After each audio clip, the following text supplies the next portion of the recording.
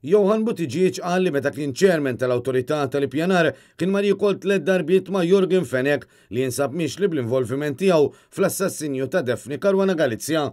Buttigieg illum kap eżekuttiv tal-Awtorità tat-Turiżmu qal li Jorgen Fenech xtaq li jibni lukanda fuq art reklamata barra minn Filfla u kien ukoll interessat jiżviluppa lukanda f'Manuel Island. Dan xedu Buttigieg innifsu fl-inkjesta dwar il-qtil ta' Caruana Galizia fejn qal li żewġ tikliet minnhom saru f'ristoranti u oħra f'post fal-qormi. Mis-sosi dwar ir-relazzjoni tiegħu ma' Fenech, ix-xhud qal li sar jafu fl-2014 meta kien ipproponilu l-proġetti b'waħda minnhom wara li l-gvern ħareġ sejħa ta' interess ħallet inbena lukanda il-barra minn Filfla bl-użu ta' reklamazzjoni tal-art. Buttigieg qal li hu dejjem għamel distinzjoni bejn xogħol u ħajja privata, kif ukoll li laqat li kellu ma' Jorgen Fenech kienu dwar xogħol biss. Tenna li hu kien ikellem lil kulħadd mingħajr l-ebda distinzjoni. Mis-sosi mill-bord dwar dak li qal il-Ministru Edward Scicluna li fih dan il-Gvern Laburista kien jeżisti il-Kitchen Cabinet u wieġeb li ma kienx parti minnu u qatt ma sema bih. Mis-sosi wkoll jekk għadx kien konsulent tal-Gvern u wieġeb fin-negattiv. Johan Buttigieg qal li mill-2013 l-hawn l-ammont ta' żieda li kien hemm mal-żvilupp kien wieħed fenomenali, l-akbar waħda mill-bidu ta' snin 2000.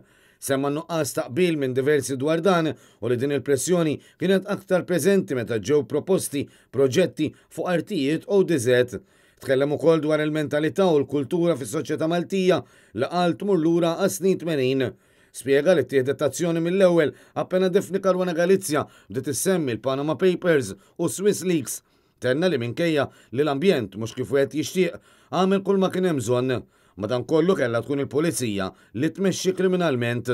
Sa dan it-tanċet ukoll il-Kummissarju tat-Taxxi Interni Marvin Gerti li qal li hu diffiċli għad-Dipartiment biex iwettaq l-investigazzjonijiet meħtieġa jekk is-sistemi l-oħrajn ma jkunux fosthom. Kompla li saru investigazzjoni wkoll dwar Swiss Leaks iżda d-Dipartiment qatt ma kellu mandat li jipproċedi b'mod kriminali ġala darba titħallas it-taxxa dovuta. Qal li parti kbira mis-750 kumpanija imsemmija fil-Panama Papers ġew investigati iżda fadal xi jsir u għad baqa' x-xogħol. Gerti talab lil qorti jkompli jixed fil-magħluq minħabba li ċerta informazzjoni ma jistax jagħtiha quddiem il-midja u li biex joħroġ ċerta informazzjoni irid ikollu l-approvazzjoni tal-Prim Ministru. L-avukata Therese Komodini Kakija li qed tirrappreżenta lill-familja Caruana Galizia qalet li jkun interessanti li kieku l-Prim Ministru jagħtih permess biex ma jixidx fil-magħluq.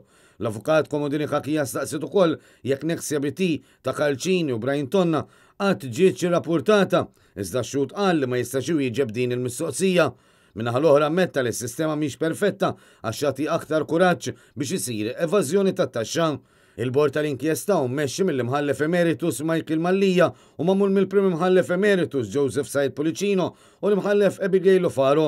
Il-bord irid jiddeċiedi jekk l-omiċidju tal-ġurnalista Daphne Caruana Galizia seta' jiġi evitat mill-awtoritajiet Maltin. L-avukati Jason Azzopardi u Therese Komodini Kakija qed jidhru għall-familja Caruana Galizia. L-inkjesta mistennija tkompli l-ġimgħa li ġej fejn mistenni jiexet rappreżentant tal-Ministeru għall-Finanzi, is-Superintendent Antonovic Muscat u l-eks Kummissarju tal-Pulizija Lawrence Kutajjar.